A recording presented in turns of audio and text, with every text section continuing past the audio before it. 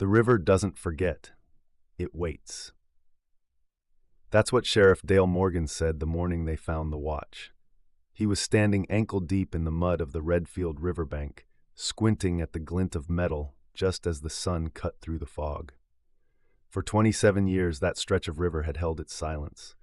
Locals fished there, kids skipped stones there, and every spring it overflowed just enough to remind everyone why they built the levee in the first place. But no one forgot what the river took in 1998. His name was Ethan Reese, 24 years old, college graduate, engaged to be married, and one rainy September night, he vanished along with his truck on the Old Mill Road bridge that crossed the Redfield. They found tire marks that led right up to the edge. The railing had been dented. The current was strong enough that week to carry a truck downstream and bury it deep in silt within hours. For months, divers searched, helicopters scanned, cadaver dogs followed the scent to the shallows and then lost it. They found nothing. No truck, no body, no trace. And yet the sheriff never closed the case. It was early April when the rains came again. The Redfield rose fast that year, stronger than anyone could remember. When the water finally began to drop, the cleanup crews came out to clear debris that had built up along the levee. That's when a volunteer spotted something glinting beneath a tangle of roots. A watch, silver, worn but intact. It wasn't just any watch. It had a distinct engraving on the back, ER, until the last light. The sheriff recognized it instantly. He'd seen it before, back when Ethan's fiancée, Mara Linwood, handed over a photo of Ethan wearing it the day before he vanished. That watch had been missing for 27 years, and now here it was, found half a mile downstream from where he disappeared. The strange part? The watch wasn't rusted. Its second hand was still ticking. The county reopened the case quietly. Sheriff Morgan called in the state crime lab. They confirmed the make and serial matched the original. But what puzzled them wasn't the identification, it was the condition. Experts said the internal mechanism was dry, no corrosion, no water damage. It was as if it had never been submerged. The forensic clockwork specialist said one thing that stuck with everyone. If this was under the river for 27 years, it should be nothing but dust. That's when people in Redfield started talking again. Old fishermen claimed the Redfield had a temper, that every few decades it gave something back. Some swore they'd seen strange ripples near the bridge that week. Others whispered that the river only released what it was ready to. The sheriff didn't buy into stories. But then another call came in. A farmer named Bill Tanner, who lived along the southern bend, had found something wedged between two rocks behind his property. A wallet, cracked leather, initials faint but visible, ER. Inside, the ID card was pristine. Ethan Reese, born 1974, issued 1997. And behind it, tucked into the billfold, was a photo, a Polaroid, of Ethan, standing beside his truck. But in the background was a billboard for a construction company that didn't exist in 1998.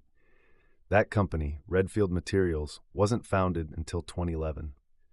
The find triggered an official search order along the southern bank.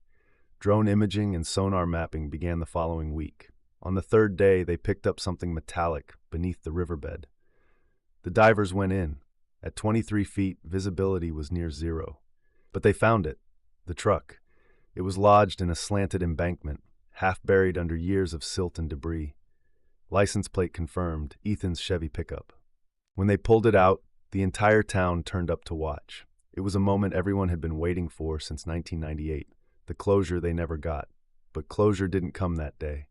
Because when investigators opened the truck, they found the driver's seat empty.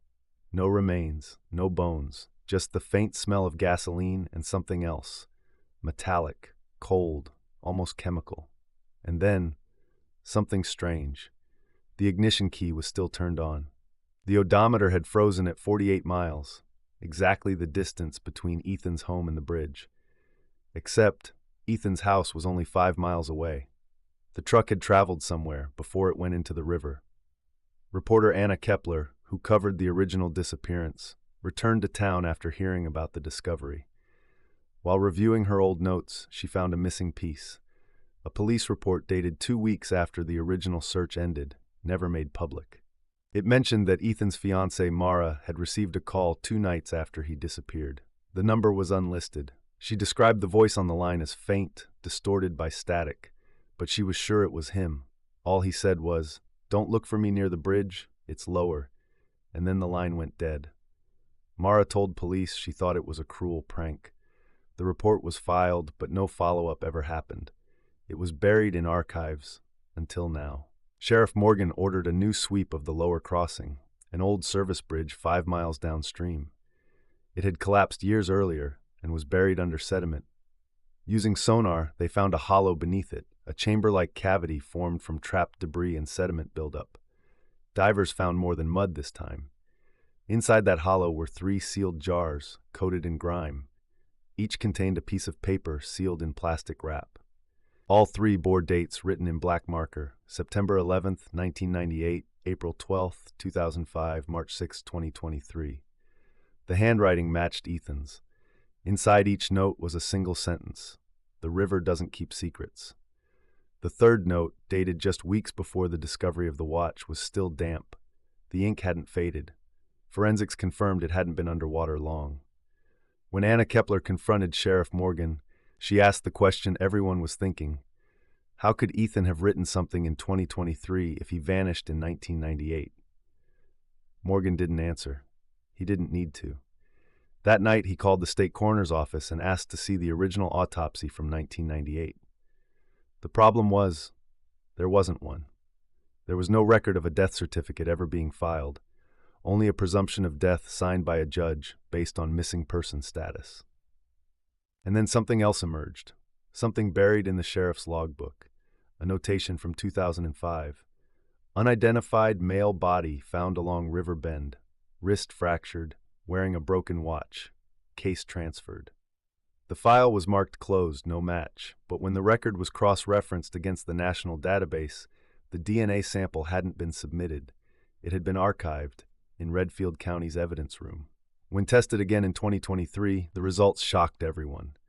The body found in 2005, labeled John Doe 47, was Ethan Reese, meaning he didn't die in 1998. He was alive for 7 years after the night he vanished. The final question was where Ethan had been all that time. His family never heard from him. He never used his bank account, his phone, or his social security number. But the discovery of the jars and their dates suggested he'd been alive, watching, and somehow returning messages to the river. Locals started calling the site the river's mouth. They say sometimes after the rain, the water there still bubbles like something is breathing beneath it. Last spring, during a small flood, a local rescue diver named Cal Weaver reported hearing a faint sound through his radio headset.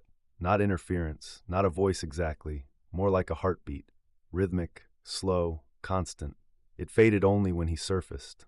When they later drained part of the channel for levee repairs, crews found a rusted bridge sign stuck in the mud. It read, "Caution, watch for rising current." The W had corroded away.